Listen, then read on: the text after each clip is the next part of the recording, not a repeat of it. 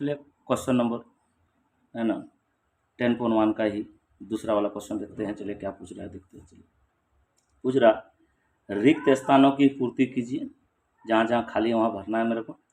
किसी वृत्त की स्पर्श रेखा उसे डैश बिंदुओं पर प्रतिच्छेद करती है। मान लेते यहाँ पर हम एक वृत्त हो गया ये मेरा, इसकी स्पर्श रेखा हम मान लेते ए है, इसको यहाँ पर कटेगा, मतलब ए तो छू के पार हो रहा है ना, तो कहाँ कितना बिंदु पर छू के पार है, एक बिंदु पर। इसको हम मानते हैं अगर ए और बी मान लीजिए मेरा क्या है, एक स्पर्श रेखा है, और वृत्त को जहाँ छू के पार हो रहे उस बिंदु को हम लोग क्या बोलते हैं, स्पर्श बिंदु। तो एक स्पर्श रेखा एक ही जगह ना आपको छू के पार होगा, तो उसको हम लोग आंसर में क्या लिखेंगे, पहला का कि एक किसी वृत्त की स्पर्श रेखा उसे एक बिंदुओं पर प्रतिच्छेद करती है, यानी यहाँ लिख देना है एक। ठीक है, दूसरे क्वेश्चन, वृत्त को दो बिंदुओं पर प्रतिच्छेद करने वाली रेखा को क्या कहते हैं। ठीक, फिर हम बना रहे और एक वृत्त बना रहे हैं हम, ये मान लेते हैं एक वृत्त है, इसका भी हम केंद्र मान सकते हैं, यहाँ पर भी ओ, यहाँ भी मान सकते थे हम लोग। क्वेश्चन क्या पूछ रहे, देखिए वृत्त को दो बिंदुओं पर प्रतिच्छेद करने वाली रेखा को डैश कहते हैं। वृत्त को जब इस मतलब पारों पर इस पार उस पर काट लेंगे, जैसे काट लिया हम, तो इसको हम ले लिए ए और इसको हम फिर लिख लेते हैं बी। तो इस रेखा को क्या कहते हैं, हम इंटरव्यू में बता चुके थे।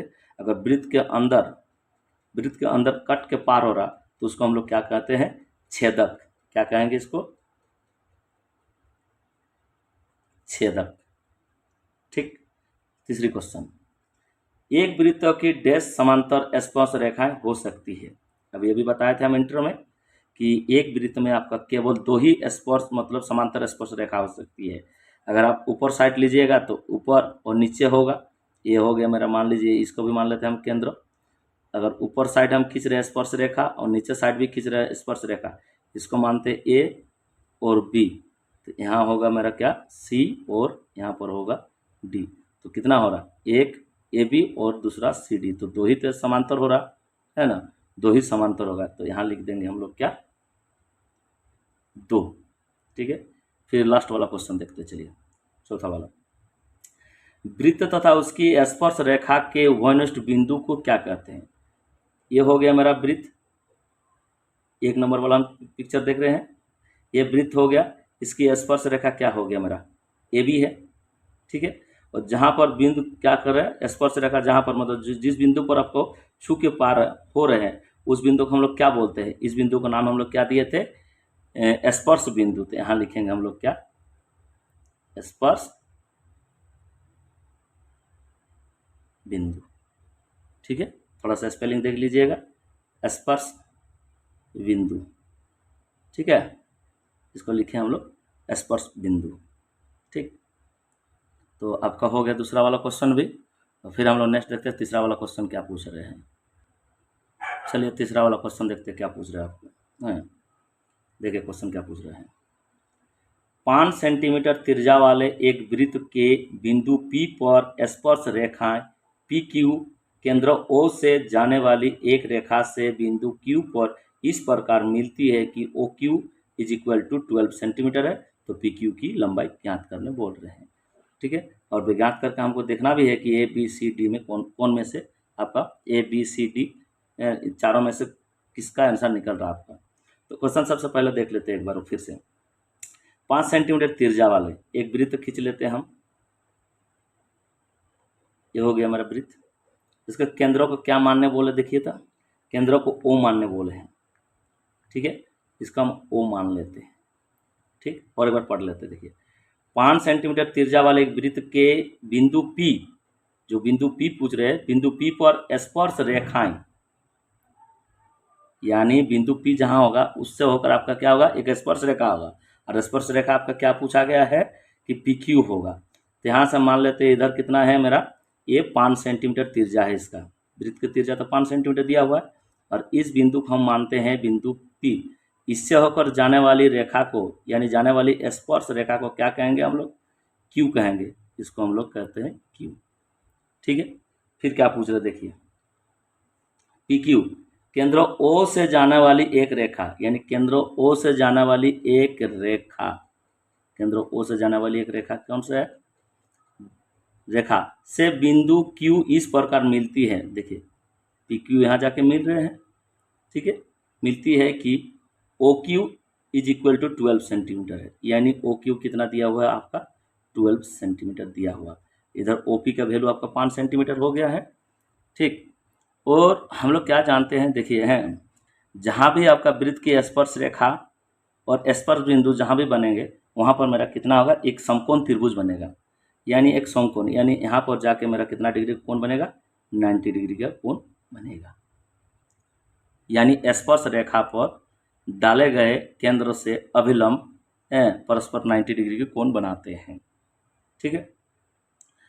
तो PQ की लंबाई ज्ञात करने बोल रहे थे, देखिए PQ की लंबाई ज्ञात करने बोल रहे हैं।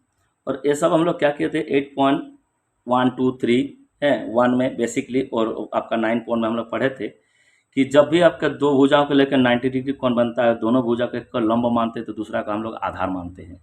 तो 90 डिग्री कोण जब बन रहे हैं यहाँ पर, तो ये OP और PQ को लेके बन रहा है, यानी इसका अगर लंब मानेंगे तो ये मेरा आधार हो जाएगा, या तो इसका अगर लंब मानेंगे तो ये आधार हो जाएगा। तीसरा भुजा जो है आपका जिसके साथ 90 डिग्री कोण नहीं है उसको हम लोग क्या मानेंगे, कर्ण मानेंगे। इधर हम लोग इसको लिख भी सकते हैं कर्ण बोल के, सिर्फ आप लोग एग्जाम में नहीं लिखना है, यहाँ समझने के लिए लिखना है। तो क्या क्या दिया हुआ है, क्या क्या करना है देखते हैं, चलिए। तो सबसे पहले लिख लेंगे हम लोग त्रिभुज OPQ में, OPQ में आपका दिया क्या है, OP इज इक्वल टू कितना दिया हुआ है, 5 सेंटीमीटर, और OQ इज इक्वल टू कितना दिया हुआ मेरा, 12 सेंटीमीटर, ठीक है। मेरे को निकालना क्या है, PQ की लंबाई, PQ इज इक्वल टू वाट, ठीक है। तो जब भी हम लोग त्रिभुज निकालते हैं और कोई कोण अगर समकोण दिया हुआ रहता है तो उसको हम लोग क्या करते हैं, पाइथागोरस प्रमेय से हम लोग कर लेते हैं। यहाँ लिखेंगे हम लोग पाइथागोरस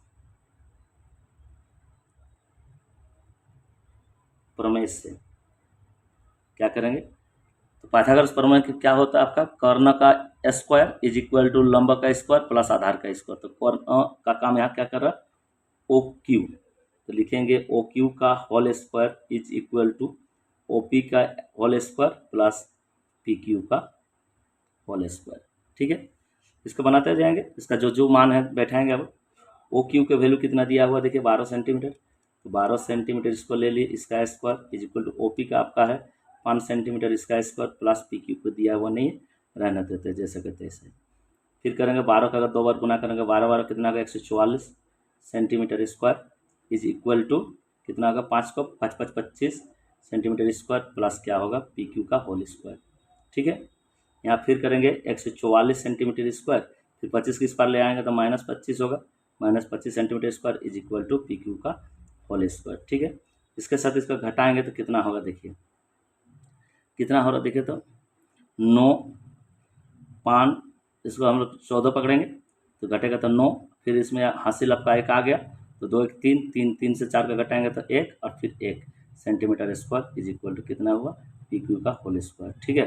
फिर हम लोग लिख लेते हैं इधर PQ का whole square is equal to 119 centimetre square, यानी PQ इज इक्वल टू, इधर के इसको अगर राइट साइड लेके जाएंगे तो कितना होगा, क्या होगा हम लोग √119 सेंटीमीटर स्क्वायर, ठीक है। इसी को लिखेंगे PQ is equal to √119 centimetre square में से एक को निकाल देंगे, हो गया। तो यही तो निकालने बोल रहे थे मेरे को, देखिए तो कि PQ की लंबाई ज्ञात कीजिए। तो PQ की लंबाई तो हम लोग निकाल लिए, PQ की लंबाई क्या है, ऑप्शन D वाला निकल रहा है मेरा, ठीक है। तो लिखेंगे यहाँ पर क्या लिखेंगे, अतः PQ की लंबाई इज इक्वल टू √119 सेंटीमीटर, अरे आपका है ना, option D is correct answer होगा, ये हो गया आपका आंसर, ठीक। आशा करता हूँ आप लोगों को समझ में आ रहा, जहाँ भी नहीं आ रहा आप लोग कमेंट में पूछ सकते हो, और थोड़ा सा मेरा भी हेल्प कर दीजिए, आप लोग वीडियो को ज़्यादा से ज़्यादा शेयर और सब्सक्राइब कीजिएगा, ठीक है, ताकि हमको भी बनाने में और भी मज़ा आए। धीरे धीरे तो मेरा पहला अभी तो शुरू ही किया आप लोगों के लिए, और भी आगे आगे मिलते रहेगा आप लोगों को मिलेगा कम से कम 12 तक, ठीक है, और कोई भी कंपटीशन का भी मिल सकता है, ठीक। चलिए नेक्स्ट देखेंगे, चलिए।